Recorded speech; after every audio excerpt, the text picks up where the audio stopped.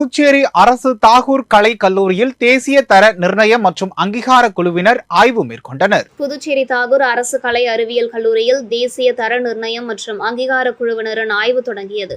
முதல் நாள் தேசிய தர நிர்ணயம் மற்றும் அங்கீகார குழுவில் இடம்பெற்றுள்ள குஜராத் பல்கலைக்கழகத்தின் துணைவேந்தர் டாக்டர் விஜயகுமார் ஸ்ரீவத்சவா தலைமையிலான குழுவினரை கல்லூரியின் முதல்வர் சசிகாந்தாஸ் வரவேற்றார்.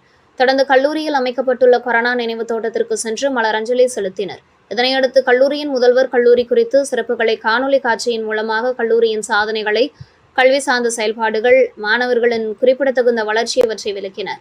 மேலும் 5 ஆண்டு கல்வி வளர்ச்சி, மாணவர்களின் ஈடுபாடு, ஆசிரியர்களின் திறன் மேம்பாடு, அலுவலக நடைமுறையில் மேற்கொள்ளப்பட்ட சீர்திருத்தங்கள் குறித்த தகவல்களை உள்தர மேம்பாட்டுக் குழுவின் ஒருங்கிணைப்பாளர் முனைவர் வேலுராஜ் விளக்கினார்.